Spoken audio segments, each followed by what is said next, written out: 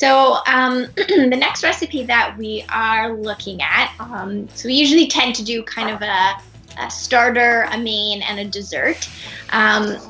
So we're looking at one that is more, I guess, on the sweeter side. So it could be used as a dessert or snack. And we're making some energy balls. So again, no bake, easy to prep. I find that a lot of patients that I've been working with have been kind of talking about, being home, feeling snackish. And especially during these times, there can be those who, kind of go more towards emotional eating, which, it's something that, it's okay at times, right? We eat not only because we're hungry, but we eat because we're stressed or tired. But when this has sometimes an impact on too much food, right, that could increase calories, etc. So, and could contribute to weight gain. So we want to kind of focus on, making sure that we maintain a healthy weight. So obviously, exercise is important and taking care of yourself. But when we're looking at foods, choosing things appropriately as well. So these are one of my favorite. I love energy balls. I find that they're so easy to make. You could have them for a while.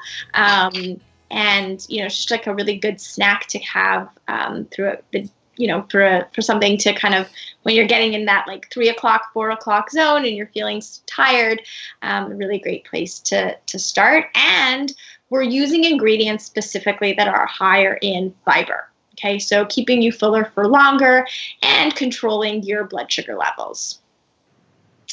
Awesome. Okay, so yeah, this is a pretty simple recipe. And again, I'm going to show you where you can substitute some of the ingredients. No bake recipe again, so don't have to use the stove, turn anything on. What we are using though is a food processor. So can you guys see that? I guess it's in the shot. So the food processor works really well here because of the wide base. So it's able to sort of process a lot of the ingredients without the need of any liquid. You can try to do this in a blender. It's better if the blender does have a bigger base at the bottom, and just mix it up in smaller amounts and then combine it all in a bowl, and then mix it by hand. We're going to use a food processor for today though. Okay, so for the nut component, we're using chestnuts. These are the vacuum packed, already sort of cooked chestnuts that I tend to have sometimes in my pantry, in my cupboard, and they get hidden in the back, and just want to make sure they're not expired. No, they're not expired. They usually last like a year or two. So that's what I'm using for this one. But if you have almonds, you can use almonds. If you have peanuts, if you have walnuts, even if you just have like peanut butter or almond butter, that'll work too. So we're adding about 2 cups of whole nuts, and if you're using just like a peanut butter or almond butter, you want to go for about maybe 1.5 cups. So you just use a little bit less. But this is super, super flexible. So I'll show you what they look like. So they're nice because they're already roasted and they're already pretty soft. So they work really, really well for this recipe. And I know like chestnuts are usually more popular in the winter, but again, these backpack ones are available usually all year round. So that goes in. Maybe I can show you here. All right, so that goes in. Then I'm going to add some dates, about 1 cup of dates. These are just the regular sort of pitted honey dates. You can use the Medjool ones. This is going to give us a really, really nice texture, but it's also going to obviously provide some of that sweetness as well. If they're fresh dates, like already sealed and they're nice and soft, you can just add them as is. Sometimes if you've already opened a package and they get a little stale, then you can soak them in a little bit of warm water. and then just drain the water and then add those. Beautiful. Now, for the chocolate part, I hope we don't disappoint anyone. It's not like a chocolate bar. We're using cocoa powder, which is super, super flavorful, intense chocolate flavor. And with all these other ingredients, it's going to work really, really well. So about a couple tablespoons of the cocoa powder. And again, that's something you can find most grocery stores, and it lasts a really long time in your pantry. And then for a little bit of extra flavor, again, this is optional, but I like using a little bit of cinnamon. Cinnamon, I mean, I just love the flavor. So for me, it works really well. But cinnamon also has one of those really funny ways of making things taste sweeter than they actually are. So yeah, the dates are going to provide some sweetness, but that cinnamon is going to really help to round things out a bit too. And then the last thing is, and it might seem a little odd, but just a little pinch of salt, like the smallest little pinch of salt. And what that's going to do is going to really, really bump up that chocolatey flavor in the cocoa. So that is it. I'm going to put this on the food processor, and we're going to let this rip. It might get loud here. I don't know if I should mute my screen.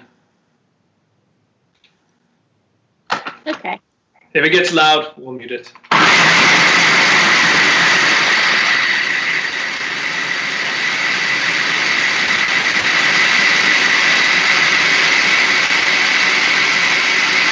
I'm going to stop it for a second, just so you can see this.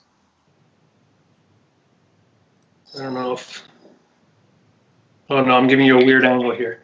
Okay, now I'm opening it up. There we go. So you can see how everything's breaking down.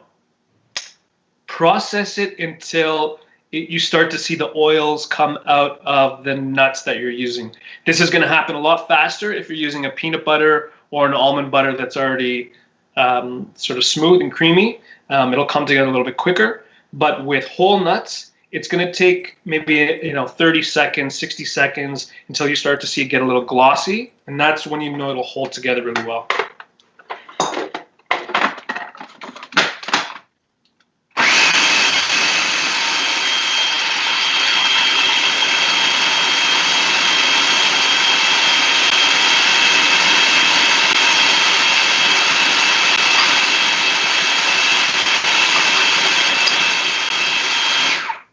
Okay,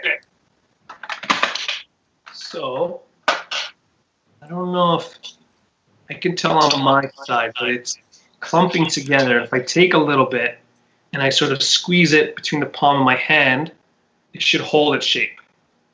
So that's when I know it's ready to go. And we can roll it. So take the blade out. So again, super easy. This took a couple minutes to put together. And again, this is a nice little batch recipe that you can make quite a few of. You can even double the recipe easy. So we'll start with the first one. Wash your hands really well, obviously. I'm sure everyone is a professional at that now. We'll take a little piece and kind of roll it together. And you should get these little truffle size chocolate balls, or if you want to make it into a little patty, we can do that as well.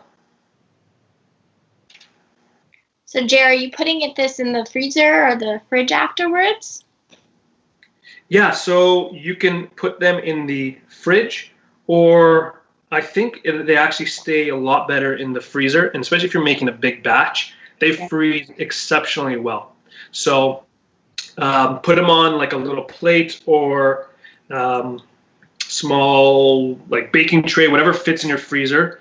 Freeze them solid individually first for about an hour, 2 hours, and then transfer them into a freezer bag. And then you can bring them with you, snack on them as you need. These are super, super tasty. Yeah, and I think that also, right, packed with so much fiber, so much great fats. Like, it's such a great snack to have. Certainly if you're having a bunch of them, they are higher in calories. So, just something to be mindful of, kind of considering what else you've eaten throughout the day. Sometimes in the morning, even though I'm working from home, things could get rushy. So I might have one or two of these with a glass of milk, just to kind of balance something out. So just, know that you could kind of make your meals and snacks. You don't have to do that much prep work, right? Like, you could kind of go as you please. And one thing I wanted to talk about here was that aspect of mindful eating.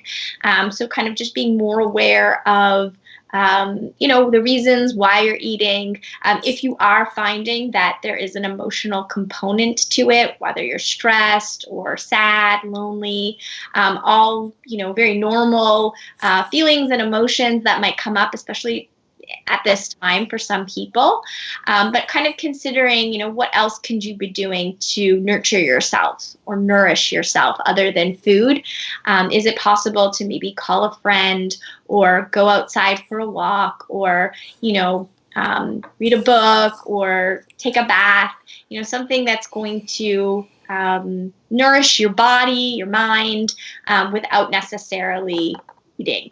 Right. So this is very dependent on everybody. Everybody is different as to,